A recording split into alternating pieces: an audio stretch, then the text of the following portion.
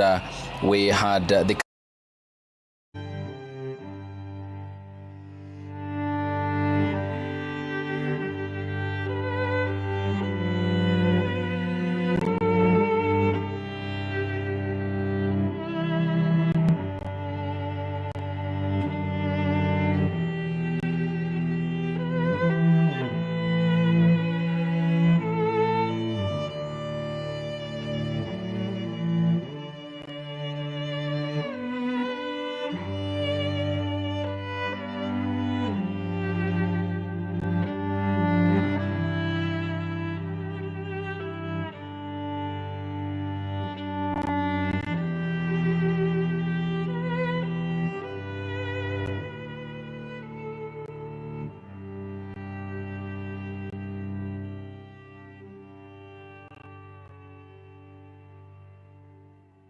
order, and thereafter we had the cabinet secretaries, at least as we had counted from that: Opio Wandai, Energy; Hassan Ali Joho, Mining; Kipchumba Murkomen, Interior; Salim Vuria, Sports; William Kabogo, ICT; Engineer Eric, who is heads the water docket; Beatrice School; Davis Chirchir, Transport; Adan Duale, Health; Julius Ogamba Migos, Education; and Dr. Deborah Barasa Mlongo, who heads the environment docket. The ODM leadership thereafter had also viewed the body of the former Prime Minister, whose casket was draped in the Kenyan flag, and also as he was presented in the headscarf of the Orange Party and the color that he so adored. The chairperson, national chairperson, and Governor Gladys Wanga led the way, followed by the deputy party leaders, the Senator Godfrey Osotsi, Governor Simba Arati, the Secretary General Edwin Sifuna, Junet Mohamed, Governor Johnson Sakaja, Nairobi County, Rosa Buyu is among one of the elected leaders from Nyanza, Luo Nyanza, and also Millie Odhiambo, who we had seen earlier hanging on to one of the vehicles that was part of the entourage of the vehicles that had escorted the body of the former Prime Minister that was carried by the gun carriage from the Jomo Kenyatta International Airport to the Moi International Sports Center in Kasarani. We are waiting when the public will be allowed to start viewing the body of the former Prime Minister, a man who with so much ease has won over their hearts and has of course made evident by the multitude of people who today came out to receive his body at the Jomo Kenyatta International Airport, and the others who had waited for the body in Parliament. Now you can see them dancing, awaiting when they will be, of course, allowed to view the body of the former Prime Minister. It is a day that equally was dominated by other activities that had happened also in Siaya, his Bondo home, where we had seen his elder brother Uvoro Odinga, who had gone there, the co-chair of that committee, that National Funeral Planning Committee, who had led a process which from our team, our sister station, Ramogi TV, had informed us that it's a process in Luo called Tero Nyak Dala, which is a Luo phrase that refers to the traditional ritual of announcing the death within the family of a member or a community. It is also a difficult period and a painful task, often involving the announcement by a close male relative, such as the father of the deceased, which is loosely translated to taking the cry home, emphasizing the emotional weight of what the process bears. The former Prime Minister, of course, he was symbolized by many, and as you had seen, even when his body is, the public awaits to view the body, how he was lying in the coffin, the neck scarf that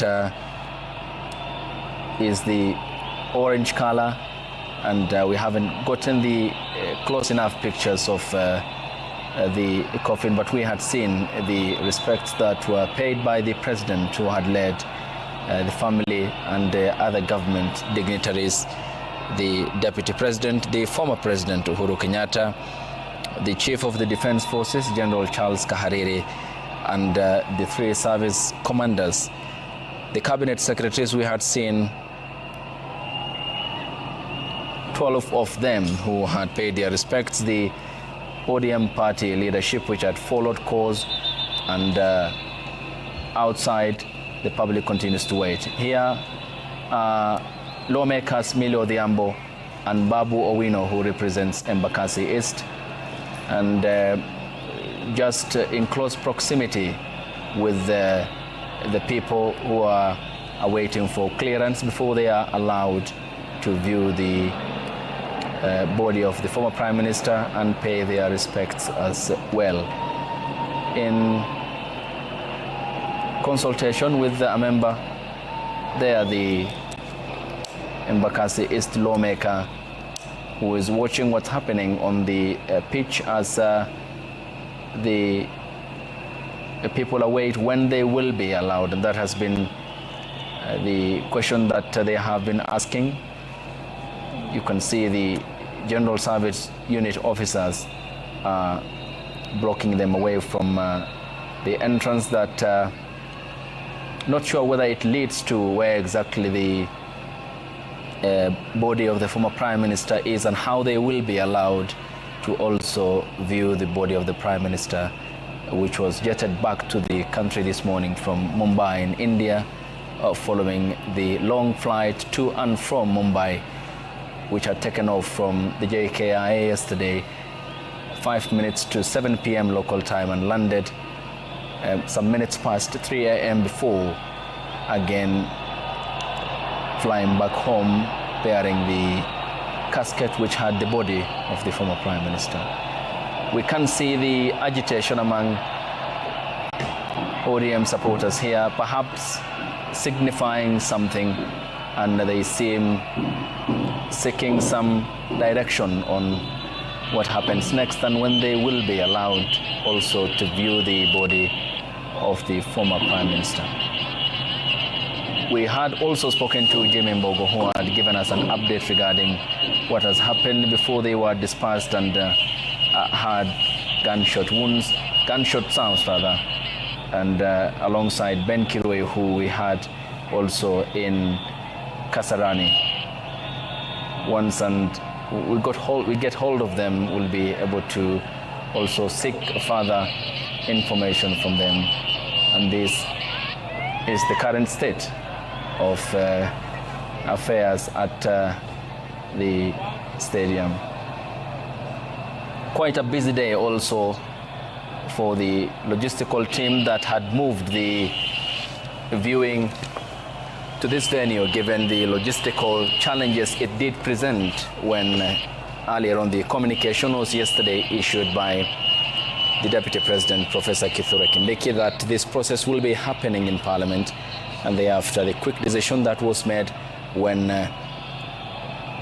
the public who came out to wait for the body of the Prime Minister in Parliament had overpowered the security apparatus. And the intervention of the Speaker, Moses Masika Wetangula, didn't help either. And here's Millie Odhiambo speaking to the public. Yeah.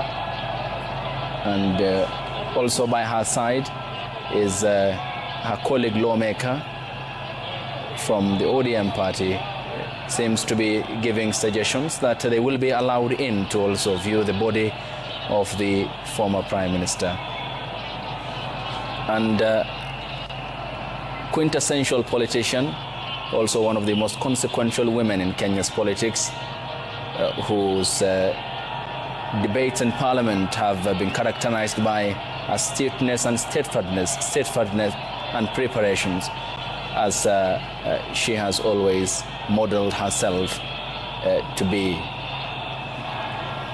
They seem to be the two only lawmakers, and Babu Owino and Millie Odhiambo, who are here to speak to the public, and Millie had suggested some minutes ago that could be the likelihood that they will be allowed, and it's the planning process of how that will be managed, which was the challenging part of what's been happening in Kasarani since the body of the former Prime Minister was brought here aboard the military gun carriage after the President yesterday, through a proclamation after he addressed the nation from State House, said that the former Prime Minister will be accorded state funeral and all the privileges that come with that process. Still, our team at the Kasarani Stadium, where this is unfolding since has been unfolding. The passion of Raila's presence seems to be so strong, as you can see also amongst the supporters. This is a young generation that probably may have not been there when the struggle for multipartyism happened, but in so many ways the Odinga influence seems to have driven them all the way here. How it happens is going to be what we are monitoring, and the public viewing of the body of the former Prime Minister, Raila Odinga. For now, I'm joined by my colleague Gatete Njoroge, who is at the stadium. They were there alongside Ben Kirui and Jimmy Mbogo. Gatete, good evening. Seems to be a long haul. Looks like a long day. Any hints at when the public will be allowed to view the body of the former Prime Minister? Good evening, Ayub. Indeed, it has been a long day, and we continue to be a long night, Ayub. We're inside Kasarani Stadium, and we've been here from around 11 a.m., Ayub. And since that time, we had a crowd surging, we had thousands of people had turned out in large numbers to be able to get a chance to view the body of the late former Prime Minister Raila Odinga, Ayub. But until now, Ayub, the public has not been able to view the body of the late Prime Minister Raila Odinga. This is because at around 4 p.m., the crowd that had gathered here in their thousands tried to approach the VIP section. The VIP section where the President William Ruto, together with the retired President Uhuru Kenyatta and other dignitaries, were there waiting for the body of the late Prime Minister Raila Odinga to arrive at the stadium before the official commencement of the process of viewing the body. But at that particular point, the police officers, the security officers who are there, they had to actually shoot in the air and also lob tear gas to be able to just disperse the surging crowd. From that particular moment, Ayub, a good number of those who had turned up at Kasarani Stadium, they left the stadium. But we still have a sizable number that is still here. And when the leaders were viewing the body of the late Honorable, the former Prime Minister Raila Odinga, what happened is that we saw the crowd. They moved from the terraces and they came to the middle of the pitch where they lined up, and we thought they'll be allowed to view the body. But until now, for the last about 30 minutes, there's no clear communication on whether they'll be allowed inside to be able to view the body. What is happening at the moment, Ayub, there's a standoff. You can see there are those who have lined up, and if my cameraman can just show you closer to the VIP, you can see there are a number of security officers, majorly the GS2 security officers, who are blocking a good number of people who are actually going upstairs to try and access the VIP section where the body of the late Right Honorable former Prime Minister is lying in state. At the moment, Ayub, let me say it's a standoff. We are not yet sure. We have seen a number of leaders up there trying to calm the crowd. But at the moment, Ayub, there is no clear communication on whether they'll be allowed to go inside and access the area where the body of the late former Prime Minister is lying in state. But at the moment, Ayub, we are camping here. We are trying to see how the situation will be, and we'll be bringing you up to speed with what will be happening, Ayub.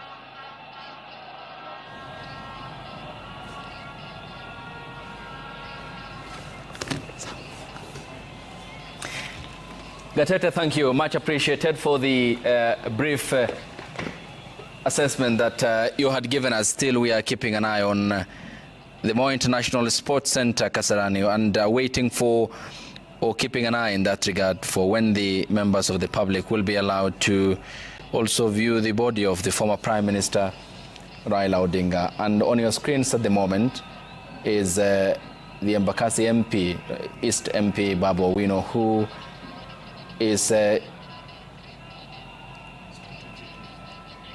seemed to be giving some directions to a member of the security agencies.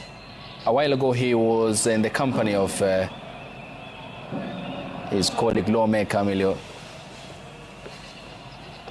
as the supporters of the former Prime Minister and members of the public gather, awaiting when they will be allowed to see the man they had cherished for so long.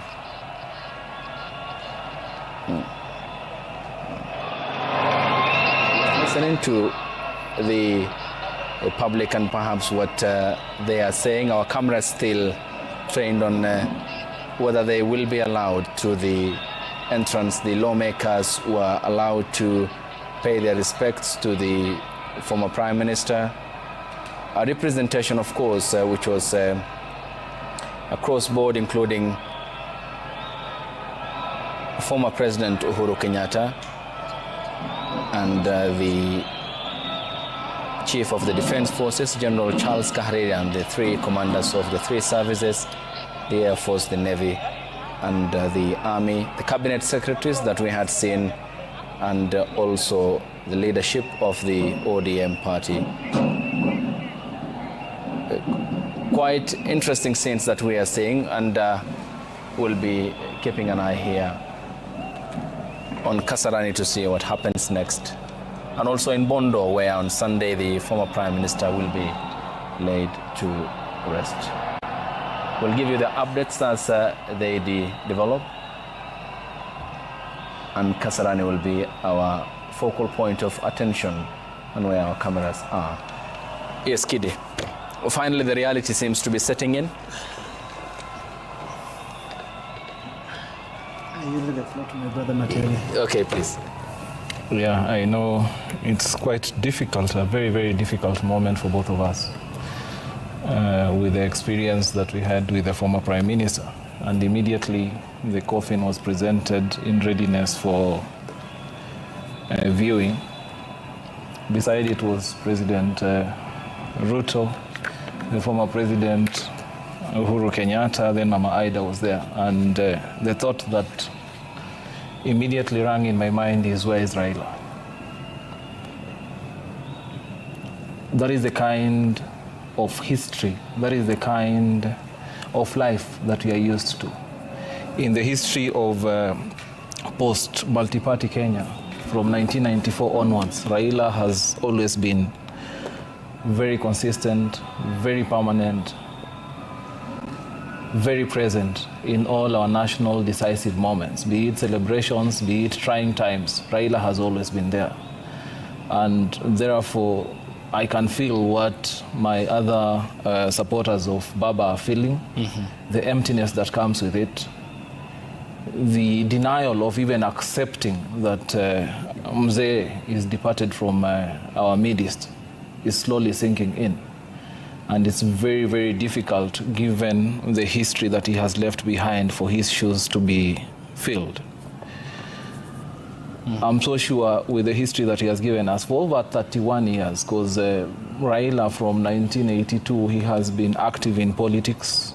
That would give him almost 40-something years, going into detention from 1982 to 1986, being released for a short time, then going back again in detention from 1989 to 1991.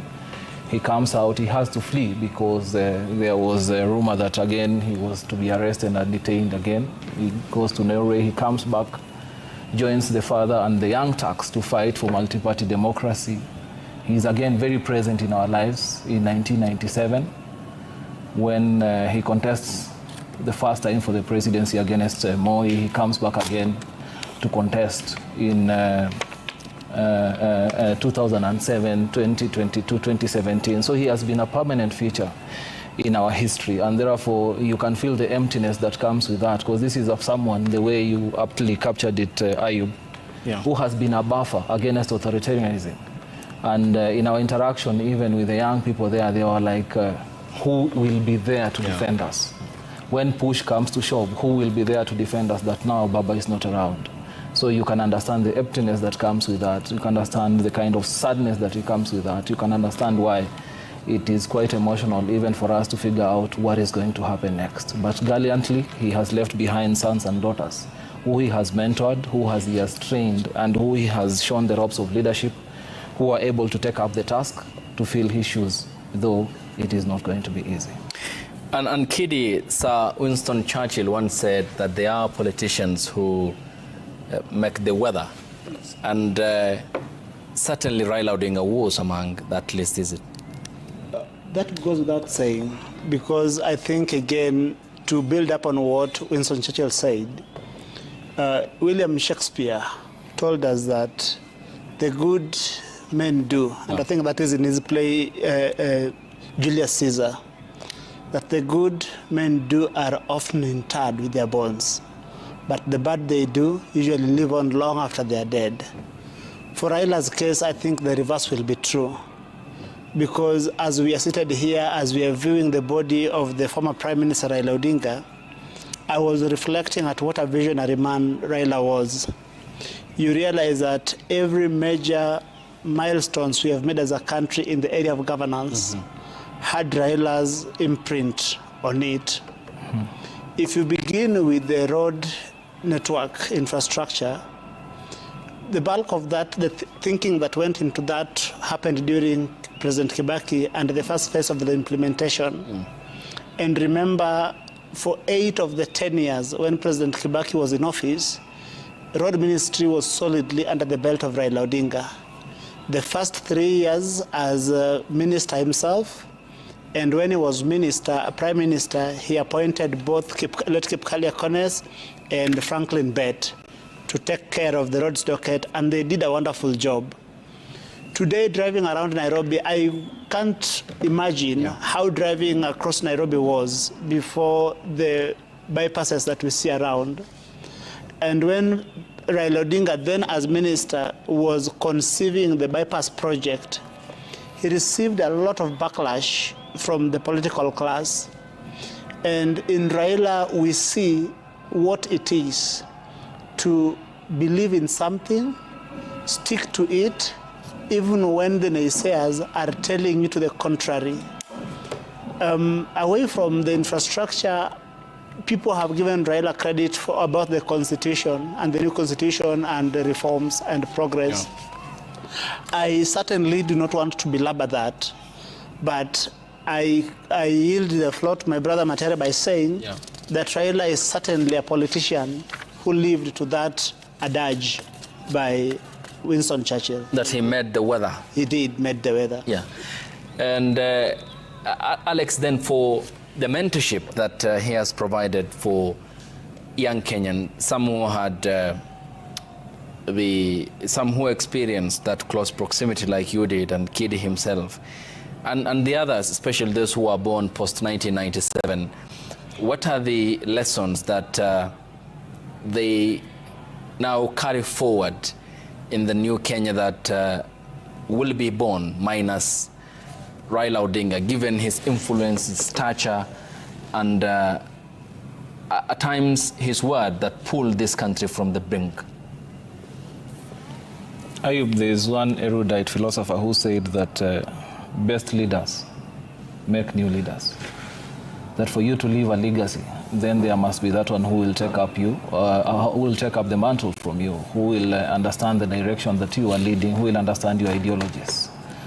And by this token, Raila was a good leader. Raila was the best leader that we've ever had, because if you look at the number of mentees that he had, at the screen we are seeing Babu Owino, we see the likes of Caleb Amisi, we see the likes of Senator Sifuna in Nairobi, we see the likes of Mark Nyamita.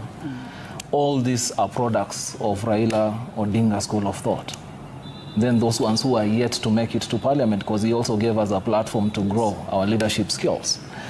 He towers above many other national leaders in respect of how he gave the young people space.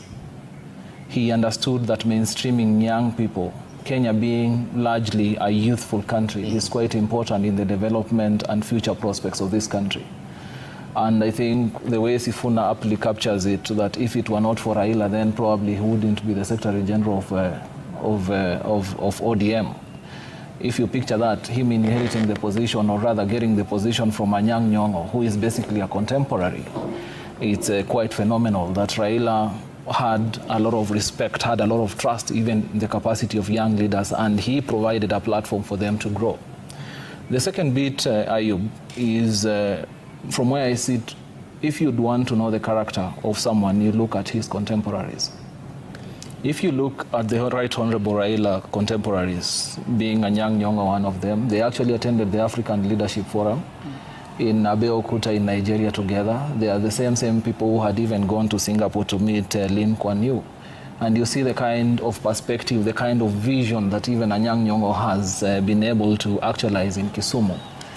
These are the contemporaries that Raila kept very close to him.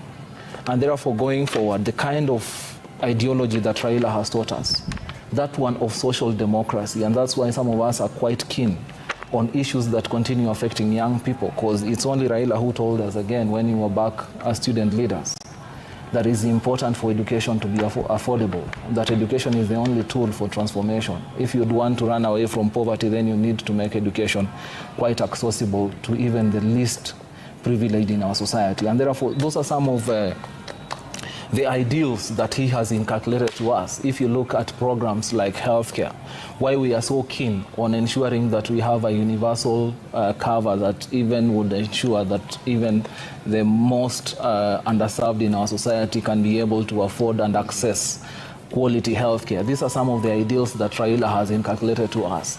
Top among all those, definitely, Ayub, is the aspect of governance. If it were not for Raila Odinga, the way my colleague Kidi Mwaga has aptly captured, the issue of devolution, I really doubt if Kenya would be enjoying devolution now. Before the onset of devolution in 2010, after the promulgation of the Constitution, there were counties in this country that never had a single kilometer of tarmac road. We never had water, we never had healthcare, but because of some of these things that Raila was so passionate about, he was able to push into the Constitution, and it has been actualized. And therefore, the challenge that remains to us as the people that he mentored is how do we strengthen and deepen devolution to be able to serve the purpose that, or rather the vision that he had when he was pushing for aspects of devolution. When you talk about education, how would Raila have envisaged the kind of education that would want to be? When you talk about issues of unemployment, what are the key changes that he would want effected in our constitution, or rather even in our policies, to be able to ensure that we have been able to tackle the issue of unemployment that continues to bedevil this country going forward. And Kidi, is it a dream deferred for the country that Odinga had so cherished a parliamentary system of governance, pushing for it before we had come up with what we have at the moment? And is this what then the discussion should be revolving around going forward for equity and social justice that he has advocated for and championed at the same time? I think one credit we do not give Raila enough is how he was gifted with massive intellectual brilliance. Because when Raila was advocating for parliamentary system of governance, I think there was both not only the brilliance into it and all, but also foresight. Because when you come to the question of transfer of power, pure presidentialism has got what you call inherent problems to it. That transfer of power within the presidential system has to take place in the streets. And history has demonstrated that it can be very disruptive. You know, every year we got into elections, Ayub, a year before the elections, capital takes flight to the sidelines. And a year after elections, it takes between 6 months And it takes about 6 months to 1 year after elections for that capital to come back into the center of the economy. In parliamentary system, you realize that if the country has lost faith in the prime minister, then what happened to Liz Truss happens to you. Liz Truss was in office for 45 days, but then when he was unable to earn the trust of... Oh, sorry. It's a moment of great personal and national grief. Yes, yeah. So we can mix these things. Yeah. I'm sorry. Yes, and even Boris Johnson before her. The other thing is that a parliamentary system also can promise stability. When Lee Kuan Yew had opportunity to lead Singapore, because of how he was able to earn the trust of the people, the people were able to keep him in office for quite some time. Until 1990? Yeah, until 1990, from the 60s. Yeah. And even Margaret Thatcher. Margaret Thatcher was in office for, I think, 11 years straight, in part because of how